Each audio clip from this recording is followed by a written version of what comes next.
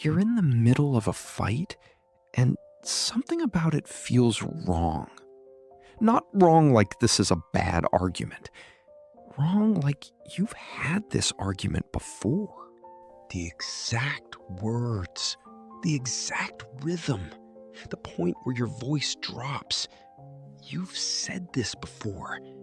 Different kitchen, different year, different person entirely. You stop mid-sentence.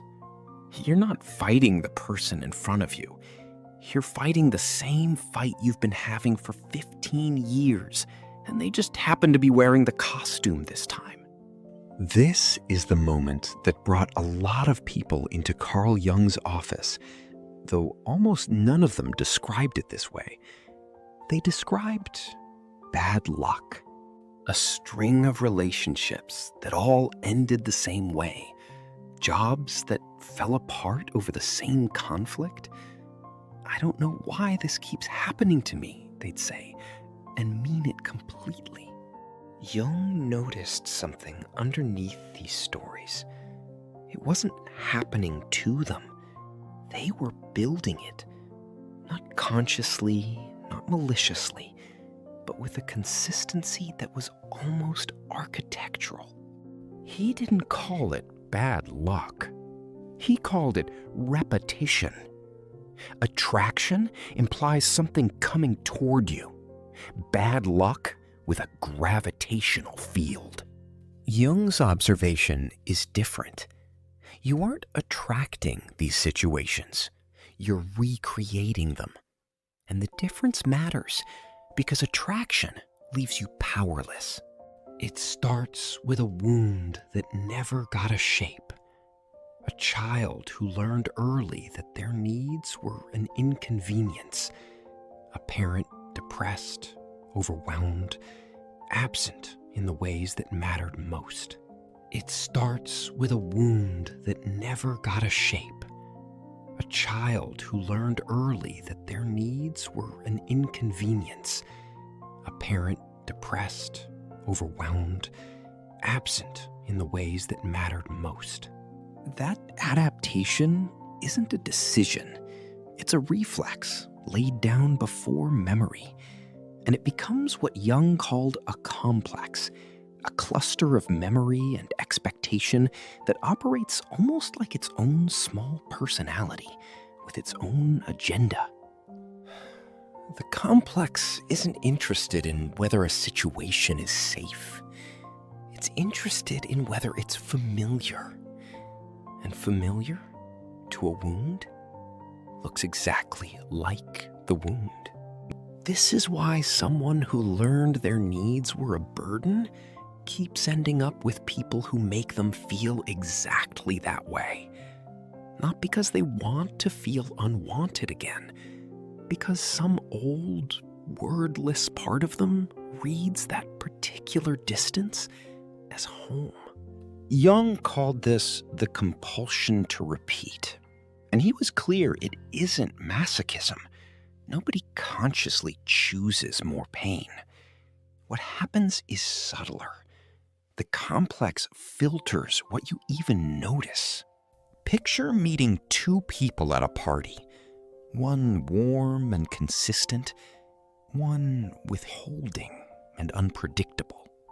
To someone whose early caregiving was unreliable, the first person registers as flat, nothing to solve.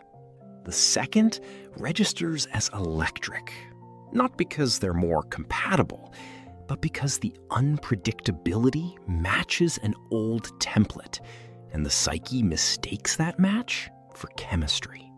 The cruelest part? This isn't your psyche punishing you.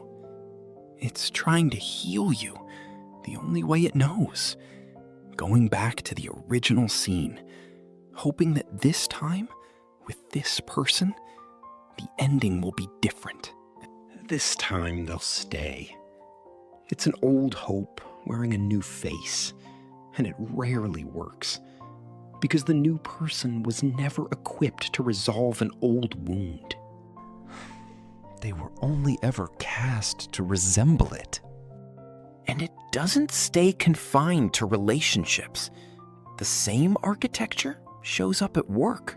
Someone who learned as a child that approval had to be earned through constant performance will often find themselves, decade after decade, working for a different boss who somehow always turns out withholding. Impossible to please, quick to criticize, slow to acknowledge. They'll leave one job convinced the problem was that specific manager and arrive at the next one with genuine hope this time will be different. And within a year, they're back in the identical dynamic, straining for approval from someone who parcels it out exactly like the last one did. It isn't coincidence, and it isn't just bad luck with employers. It's the same old scene, restaged with a new authority figure standing in the role. Here's what tends to surprise people most. Understanding all of this, even being able to explain your own pattern with real clarity, doesn't, by itself, stop it. Jung watched this constantly.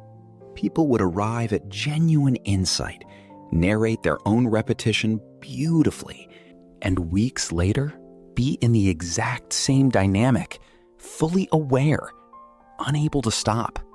Insight lives in the conscious mind. The complex lives beneath it, in a layer that doesn't update just because the layer above knows better. You can know with total certainty that you're repeating a childhood dynamic and still feel the same pull. Because the pull isn't coming from the part of you that knows things. It's coming from the part still standing in a doorway, still checking if it's safe to want something. So what actually works? Not a 5-step plan. Something more honest than that. It means going back, not physically, but through felt memory, to the scene the complex is protecting. Finally feeling, as an adult, the actual size of what happened back then. The loneliness that was too much to feel at 6 or 8 years old, so it got frozen instead of processed. Every repetition since has been an unconscious attempt to thaw it.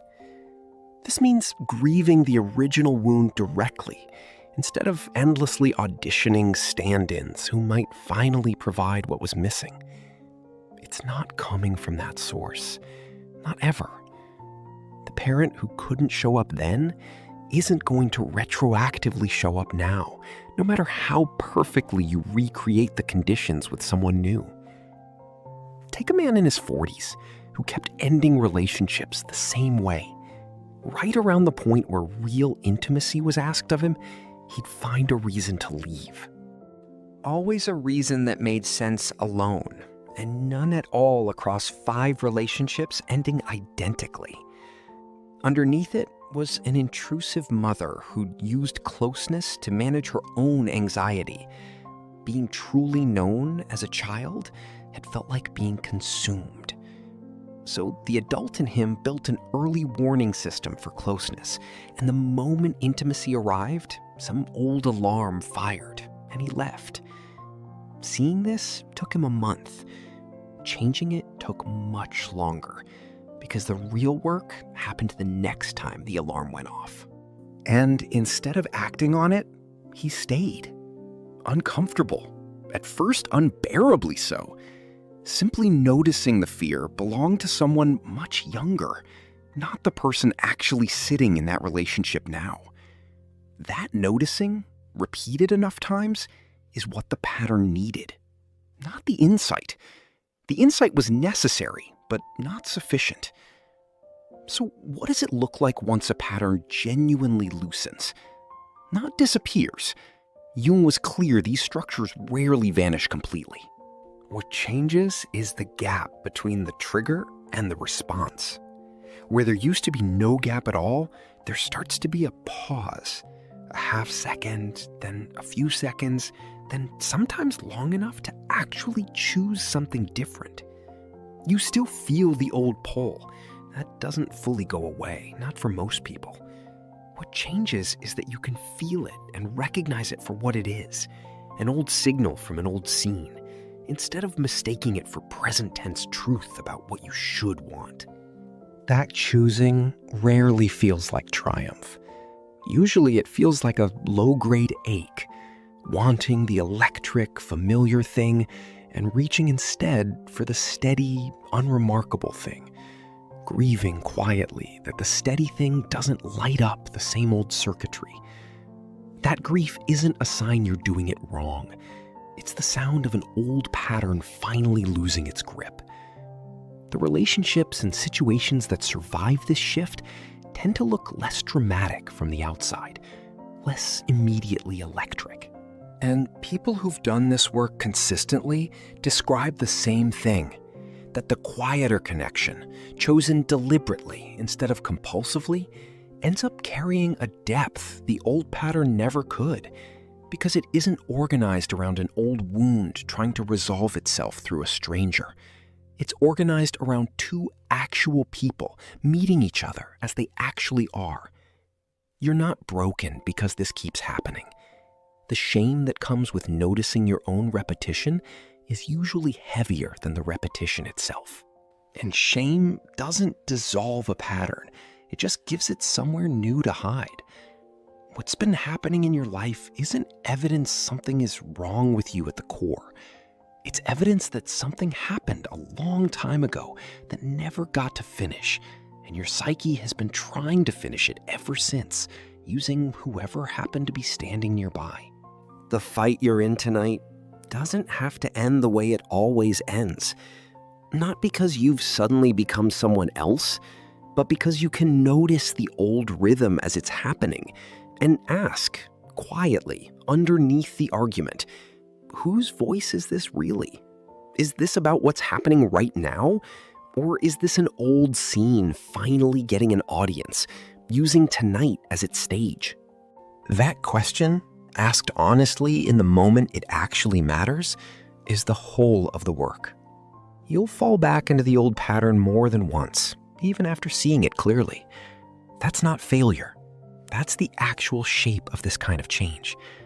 And the fact that you can finally see its shape at all means something in you has already, quietly, started to let it go. Thank you for watching.